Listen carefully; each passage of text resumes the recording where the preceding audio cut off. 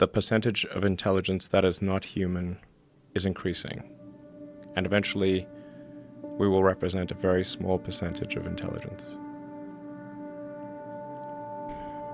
I try to convince people to slow down AI, to regulate AI.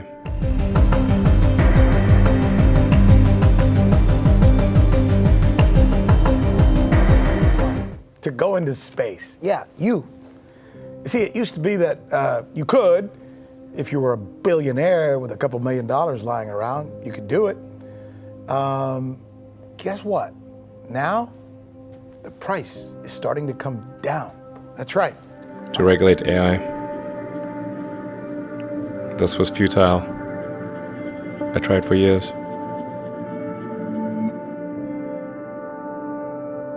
Usually there'll be some new technology. It will cause damage or death. There will be an outcry. There will be an investigation. Years will pass. There will be some sort of insight committee. There will be rulemaking. Then there will be oversight, eventually regulations. This all takes many years. This is the normal course of things. Rick, this historic mission will finally open up a path to making space flight possible for all who have ever dreamt of it. Now, SpaceX has announced that they will fly 4 privately paying space tourists orbit in their Crew Dragon capsule. Now, this mission will soon put tourists into the orbit about 850 miles above the surface of the Earth, and that's the same height reached by the crew of NASA's Gemini capsule in 1966. Now, the Crew Dragon is a capsule that SpaceX has been developing for NASA, and what you see here is an animation of what the actual takeoff will look like. And this spacecraft, Crew Dragon, was built to fly astronauts to the International Space Station, something that the U.S., has lacked for nearly a decade. And so these paying space customers, or tourists as you call them, will be going through Space Adventures, and that's the company that previously flew private citizens to the International Space Station using Russian spacecraft. And Rick, the price of this ticket is not yet disclosed, and all the companies involved have been very hush-hush on other details, like what kind of preparation the tourists will have to go through. But tourists will still need to pay tens of millions of dollars, so you still need a lot. An Air Canada flight bound for Toronto had to make an emergency landing. Pilots were forced to turn back to Madrid when the plane suffered an engine issue shortly after takeoff. And an anxious afternoon for the 136 people on board Air Canada flight 837. Just after takeoff, a loud bang was heard on board, and one passenger filmed this flame out from the left-hand engine. Air Canada says a tyre on one of the aircraft's 10 wheels burst after takeoff. The same passenger tweeted that this was the cause of the engine issue. Commercial aircraft like the Boeing 767 are designed to fly safely on one engine, but like most passenger planes, they can't land on a full tank of fuel. That is why the aircraft had to spend 4.5 hours circling to burn off the weight, rather than dumping the fuel. It's not an emergency, dire emergency rather. The only time you have to hurry in an aircraft is when the airplane is on fire or you're running out of fuel. But the situation was serious enough for the Spanish Air Force to scramble an F-18 to escort the plane and inspect for any damage. Just after dark, the plane was finally ready to land safely, much to the relief of everyone on board. This photo appears to show a burst tyre on the main landing gear. Many of the Canadian passengers were brought to a hotel to wait until the next available seats. To the demand for answers after that Delta jet dumped fuel over multiple Los Angeles schools, injuring dozens of students and adults. LAX 777 was dumping fuel. This is the dramatic moment. A Delta jet preparing for an emergency landing sprays thousands of gallons of fuel over a string of Los Angeles elementary schools. There were kids outside on the playground when that toxic fuel rained down in a mist. We did have fuel drop here. These smell it. We have an unknown number of people exposed. My friend said that it was raining, but like I didn't see any clouds, and it was very strong, the odor. Medics then rushing to those affected areas. 60 people, including children, teachers, and parents at 6 different schools, suffering from minor eye and skin injuries. Just coming out from your house and you see all this, suddenly you're just thinking the worst. According to Delta, shortly after taking off from LAX and fueled up for a flight to Shanghai, the jetliner experienced engine issues requiring it to return to the airport and dump the full load of fuel to reduce weight before landing. Going to be a heavy inbound emergency to inboard runway. That jet was still dumping fuel at below 2,300 feet.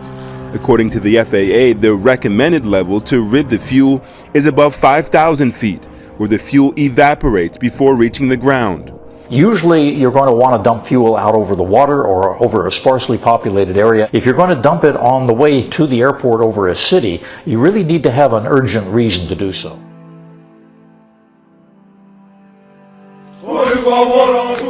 In the heart of Brazil's rainforest, dozens of indigenous leaders meet to form an alliance. Together, they want to stop government policies they say are putting their livelihoods at risk. President Jair Bolsonaro wants to open up the Amazon's reservations for commercial mining and agriculture.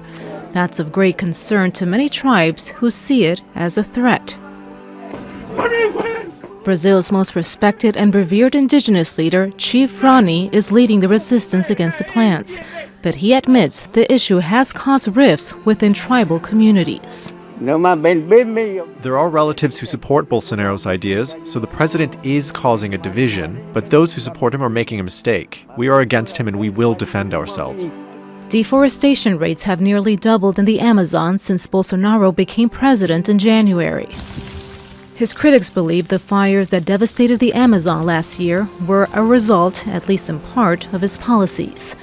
But speaking before the UN General Assembly, he downplayed the damage. It's a fallacy to say that the Amazon is the heritage of humankind, and a misconception, confirmed by scientists, to say that our Amazonian forests are the lungs of the world. Based on these fallacies, certain countries, instead of helping, embarked on media lies and behaved in a disrespectful manner and with a colonialist spirit.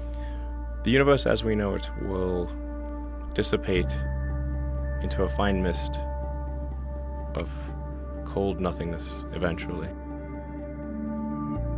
In the future, we'll pay for it. It's just not paid for now.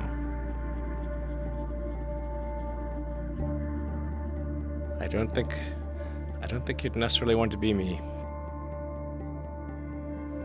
It's very hard to turn it off. It's like a never-ending explosion. I think when I was, 5 or 6 or something, I thought I was insane. It was just strange. It was like, I'm strange. How many things can you buy that you really love, that really give you joy? So rare, so rare. I wish there were more things. That's what we're trying to do. Just make things that somebody loves. Like, what are the set of things that can be done to make the future better? So I think that a future where we are a spacefaring civilization and out there among the stars, this is very exciting. This makes me look forward to the future. This makes me want that future. The things, there need to be things that make you look forward to waking up in the morning. You wake up in the morning, you look forward to the day, look forward to the future. In a future where we are a spacefaring civilization and out there among the stars, I think that's very exciting. That is a thing we want. Whereas if you knew we would not be a spacefaring civilization but forever confined to Earth, this would not be a good future. That would be very sad, I think. If there are two futures, and one future is we're out there among the stars, and the things we read about and see in science fiction movies, the good ones, are true. And we have these starships, and we're going to see what other planets are like, and we're a multi-planet species, and the scope and scale of consciousness is expanded across many civilizations and many planets and many star systems. This is a great future. This is a wonderful thing to me, and that's what we should strive for. Wouldn't hurt to have more love in the world. I think people should be nicer to each other. Give more credit to others, and don't assume that they're mean until you know they're actually mean. You know, just, it's easy to demonize people. You're usually wrong about it. People are nicer than you think. Give people more credit.